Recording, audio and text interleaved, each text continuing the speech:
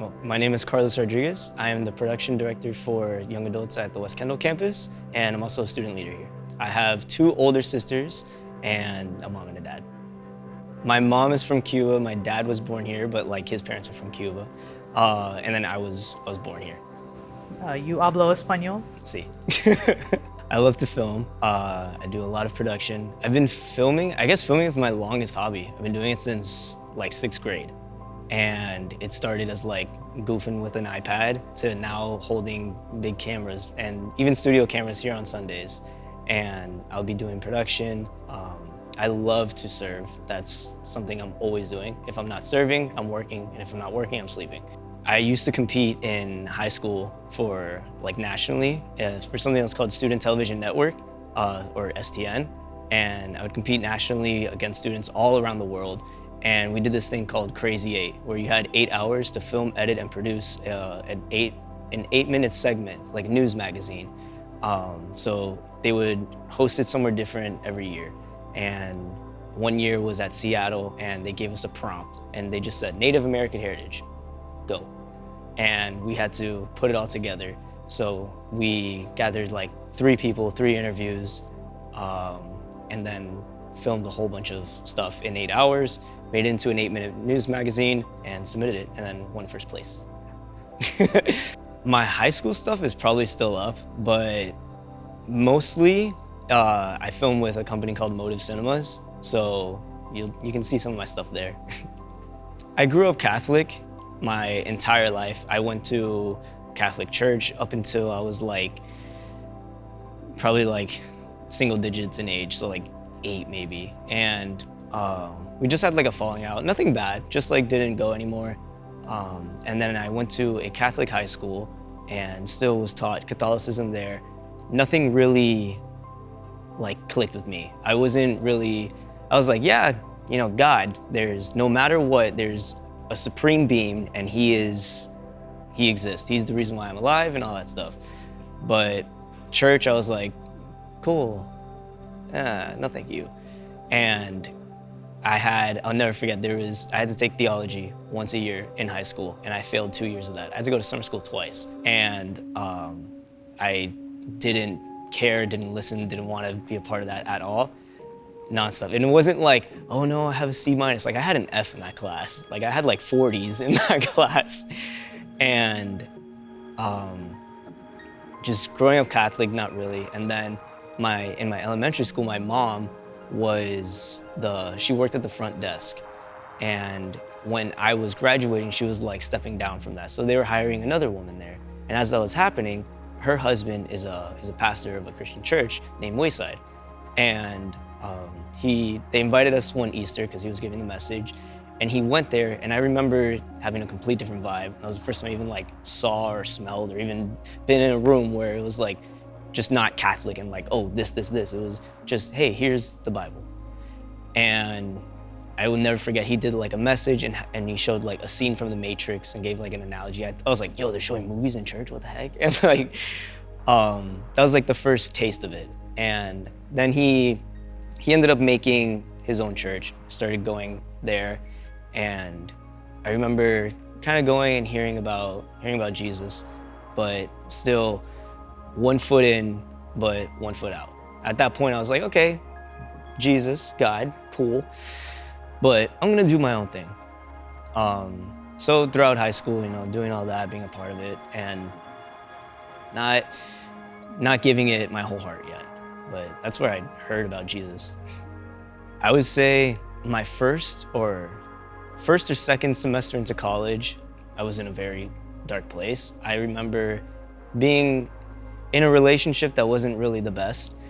And I remember kind of just being lost. You know, all my friends, everybody's, yeah, I'm going to film school. I'm going to nursing school. I want to be a doctor. I want to be a scientist. I want to do this. And me still kind of not really knowing what I want to do. Not really having a passion for anything. Just saying, well, I need to get a piece of paper that says I graduated. I remember every single night I go to sleep and I think about my day and what I did, what went wrong, what went right. But what kept going through my mind is, what am I gonna do with my life and what is life? What's the purpose? Why am I here? Why am I breathing? Why do I keep breathing? Why do I keep living? And it just went darker and darker. Things started falling flat. My whole goal and dream was to go to one of the best film schools with all my friends. We're all gonna live in one house, we're all gonna do this. But last minute, my parents decided it would be a bad idea. And on top of that, a few months later, I actually found out I got denied from the school. So there goes every plan. I was left behind. All the people I competed with, all the people I was on teams with, everything I had to watch go away. And I was just stuck. So I remember one day just being upset with everything. And I remember I go on Snapchat and my friend is posting a video of, hey guys, here's today's verse of the day, and reading off a cute little card, just talking about it. And I remember for like a few days just seeing this. And I was like, bro, get this out of here, man. Like, I don't care. I would literally report it. And I was like, maybe she would get banned. But I remember one day, I don't even know what the verse was, but I was like, yo, this needs to stop. And I swept up, and I said, like, why do you do this? And they're like, oh, it's God, it's my passion, you know, everybody should know the good news. I was like, yo, cut it. Like, why do you do this? Like, what? She's like, oh, you know, why don't you come to my Bible study? I was like, okay, cool, whatever. I go to their Bible study. I start meeting people there. I was like, these people are normal. Like, they're okay. And I still wasn't like, I couldn't grasp it. I was like, why do these people want to do this? And everyone's like, yo, like, it's just, let's all do a Bible study. Let's all hang out at church. Let's do this. And I was like, church is just a book club, bro. No. And I couldn't grasp that. And one day she invites me to church and I go, and it was cool. I liked it, but still thinking like, okay, this is real. If I gotta commit to this, if I am gonna commit to this, I need to do it 100%. And I just remember going, and I went for a week, and I was going, and everybody was on fire, and you know, they would play worship and everyone would get in it, hands up, and I'll be like, yo, like, okay. And people, like, the pastor would say something and be like, amen. I'm like, yo, stop, can you quiet down? Like, what the heck? And it's funny because now I'm that person. But I just remember seeing that and like, I don't belong here. I'm not this dude. I can't fit in with that. And on the last day, it was a Sunday, I met my friend's friend, and he drops me off. He was like, yo, so how'd you like it? I was like, yeah, bro, you know, it was cool. I liked it, you know, good stuff. I like history, cool. And he was like, oh yeah, bro, we should hang out. We should do that. I was like, yeah, cool. And he drops me off. I go inside. My mom's talking about it, and she's like, "Yo, you went to church and stuff." I was like, "Yeah, it was cool." And she's like, "Oh, you know, that's awesome." And then he calls me literally right after that. I'm like, "Oh, hello." It's like, "Hey, the people from church are actually going to Canal. Do you want to come with us?" I was like, "Yeah, is my friend going?" And he's like, "No, she can't make it. But you know, let's just hang out. Let's get to know each other, man." And I was like, I felt like this tug, like, just go. And this is my first day meeting this guy, and I was like, yeah, let's go.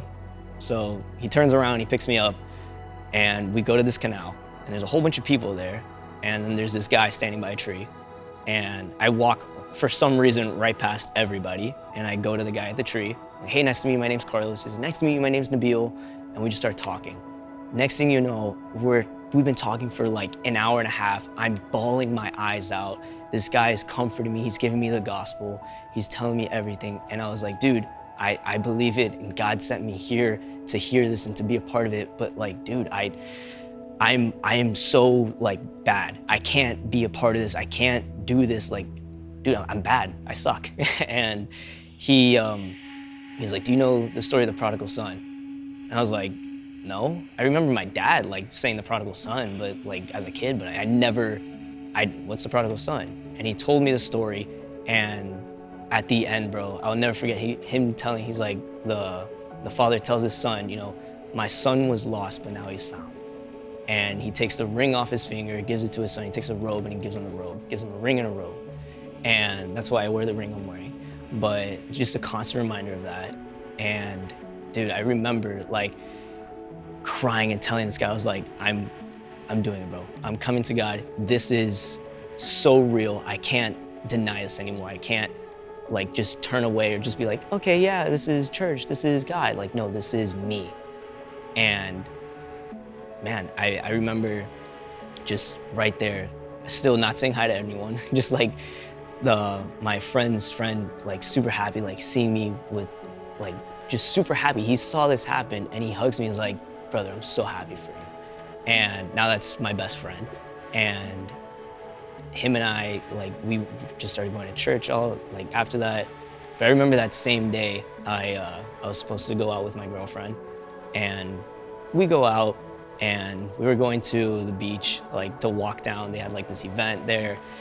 And I remember parking the car and I was like, hey, I accepted Christ today. She's like, oh, that's cool. I'm like, no, it's more than that. I just started telling her about it and I started setting up boundaries for things I no longer want to be a part of and do. She wasn't really receptive towards it, and I remember like feeling my heart break for that. And we spent literally the rest of the night just like compromising and talking about it. And it just like, it was the beginning of the downfall of a relationship. And like, I remember now it's nighttime and we're like, hey, you know what? Let's just put this behind us. Let's just go out and enjoy the night. And so we went out to go enjoy the night, and like we come back and my car got towed. And my car got towed. I had to pay like $500 because it was from the county, so it got ticketed and towed. So I remember in the towing place, there's a homeless guy sleeping literally right in front of it. So I had to like walk over a homeless guy just to go there. I think they scratched like a side of my car too while towing. It was really bad. And I just remember throwing I had zero savings after. I didn't save very well, obviously, at that time. I had no money towards my name. So now it's like, okay, my girlfriend and I aren't like on a good platform right now. My car just got towed. So I was like, you know what? Okay. And little by little, a whole bunch of like stuff went really bad. And that was the week. I remember going to church, like talking to my friend. I was like, yeah, you know, all this. And then I was like, yeah, and you know, hopefully I get to go to this school. I remember you can do like a semester. I already spoke to counselors, like you do a semester and then we can get you to the school you want. I was like, okay, cool. And I was telling them about that. And then they're like, oh, you're just gonna leave? I'm like, yeah, I'm following my dream now. And they're like, oh, but what about God? What about church? I'm like, oh, but God's with me. Like, I got this. And they're like, what about church and your community? I'm like, I'll find one up there, or I'll do it on the computer. Like, everything's digital now. And they're like, all right, just pray about it. And I prayed about it, and I got denied from that. And I remember like feeling even more stuck, but having like someone there. It was weird. It was like, you know, like when you get dropped off from like a friend and then you're like, oh yeah, that was cool, but now I'm home and it's just me. Like the entire time it felt like I was getting dropped off, but someone was coming with me. And then someone was with me and like throughout the rest of the day. Like it's weird. It felt like someone was literally with me. And I remember like, okay, you know, it's fine. Car got towed, got denied. I'm still here. And then things with my girlfriend didn't work out and we ended up breaking up. And I officially had nothing. I had no money, I had none of that. I actually as well lost my job because of COVID, and all of this fell flat. But I look back at it and I'm so thankful that it happened, because God got rid of everything that I thought I needed and he built something different, something better. I ended up having a huge community of friends, and I found a church that I love to be a part of, and now I do like almost everything that I can to serve and to be a part of church. Now I help lead young adults. I'm the production director at my campus at West Kendall, and I'm also a student leader, and I help serve as well in production everywhere, sometimes in Palmetto Bay. You can catch me on a Saturday doing stage cam, or probably doing something else behind the scenes. I try to serve anywhere. I love serving. That's what I do, and that's where I'm at right now. And for church, I'm heavily influencing young adults. I'm a leader in students, so I love to lead and teach the students there. I share what I've been through and where I'm at now because, man, it's something everybody should know. It's like finally having the answers. Man, before, if BC Carlos, before Christ Carlos, can look at nowadays Carlos, he would be like, what the heck? I am finally at a place where I have peace. There's no more like, what am I gonna do? What's gonna happen? And there's no need to be worried. Everything is just walking in faith, being okay with whatever's gonna happen, because whatever's gonna happen, God will be glorified, and He's doing all this to protect me. And it's so comforting to not only be able to walk into a church and be loved and cared for by friends and family, but also know that number one, I am loved and cared for by God. That's it, that's all I need. And if that's all we have, that's all we need. So, man, before I was this empty guy searching in all of the wrong places, and now I have no reason to search. Everything is in God's hands, and I feel complete. I am Carlos, and I am complete.